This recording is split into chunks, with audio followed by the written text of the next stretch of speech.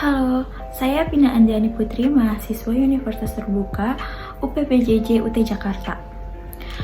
Di sini saya ingin memenuhi tugas diskusi bahasa Indonesia mengenai materi COVID-19.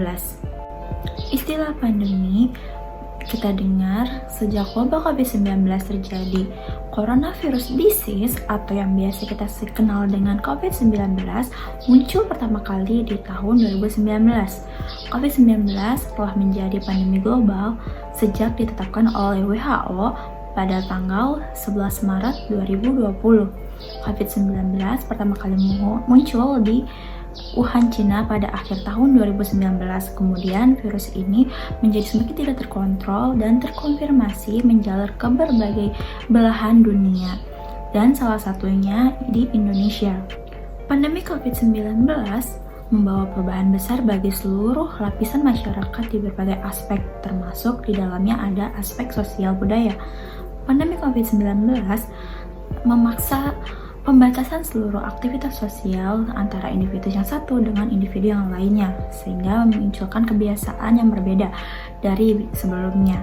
Dengan kata lain, pandemi ini telah memunculkan budaya masyarakat baru untuk merespon kebijakan pembatasan aktivitas sosial yang ada.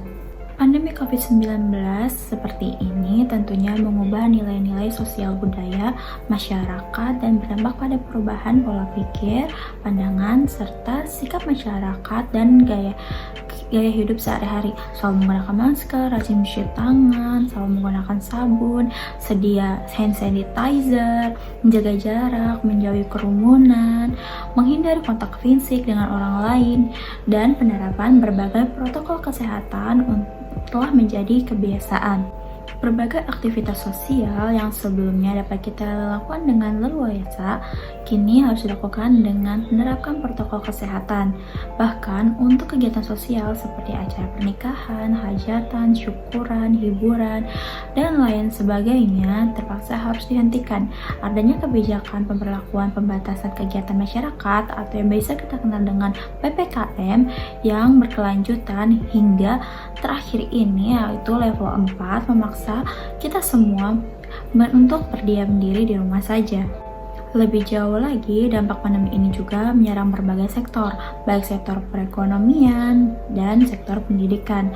Aktivitas jual beli di pasar tradisional yang sebelumnya leluasa berinteraksi, namun sekarang banyak penjual yang harus gulung tikar. Aktivitas belajar mengajar di sekolah dan perguruan tinggi juga terpaksa harus dilakukan secara virtual atau daring dan memanfaatkan teknologi yang ada. Kondisi ini baru terjadi karena adanya pandemi global yang memaksa semua pihak harus sama-sama mengerti, memahami, dan melaksanakan kebijakan yang ada. Kondisi-kondisi seperti ini menjadikan hubungan sosial manusia sebagai makhluk sosial menjadi cacat. Bagaimana tidak, manusia sebagai makhluk sosial yang selalu hidup berdampingan dan selalu membutuhkan bantuan orang lain, kini karena adanya pandemi mereka harus menjadi manusia egois yang hanya memikirkan diri sendiri dan orang-orang terdekatnya untuk bertahan hidup. Dikatakan egois apabila seseorang tersebut mengambil kesempatan atas kondisi yang ada untuk kepentingan diri sendiri atau keluarga terdekat saja tanpa memikirkan dampak orang lain, seperti kasus yang di awal-awal kecemasan pandemi, di mana banyak oknum yang melakukan penimbunan hand sanitizer dan masker, pada akhirnya mengakibatkan kerugian materi dan non-materi bagi orang lain. Tidak hanya mengacu pada aspek sosial, pandemi ini juga mengakibatkan perubahan kebiasaan dalam masyarakat semenjak semakin tingginya angka kasus COVID-19 ini mengakibatkan banyaknya menjadi orang gila media sosial.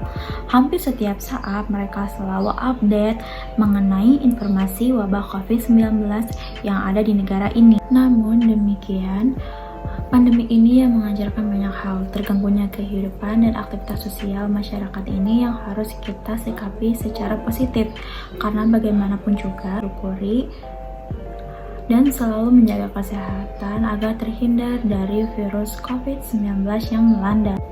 Karena sampai saat ini pandemi global dan virus corona belum hilang dari kehidupan kita.